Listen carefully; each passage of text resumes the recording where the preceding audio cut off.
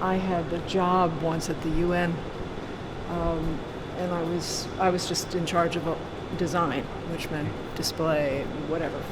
And we got things from a lot of times through the embassies. I was fascinated by, all the, particularly the textiles and the clothing, and I started creating a kind of synthesis in my mind about structurally, throughout history and around the world, that a piece of clothing could be defined as a piece of cloth and how you wrap it around yourself.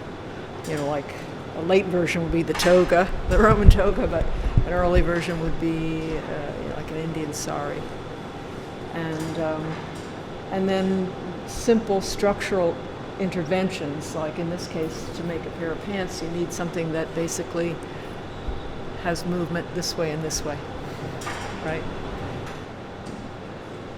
So the four continents is a loosely based idea of, your idea of a pair of pants would be different depending on where you came from.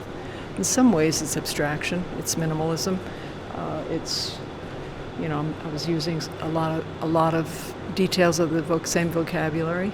The jackets particularly, because when they're on a figure, they're not at all geometric. Mm-hmm.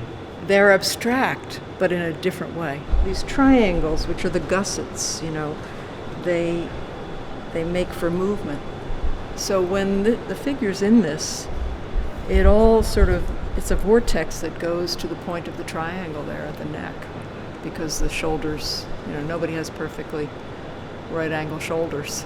Well, I was in this kind of netherworld. It's this, this doesn't exist anymore, because now clothing in the art world is it's a whole genre, really. Right. Whether it's dealt with as fashion or whether it's dealt with as clothing for some other use. Right. But that was not true then. So, which is part of why I was really so lucky to be in this. I felt like Alice falling down the rabbit hole, like, oh, there's not nothing down here, there's like a world down here. I really wasn't versed in the vocabulary of minimalism and whatever the more conceptual version of it was. Yeah.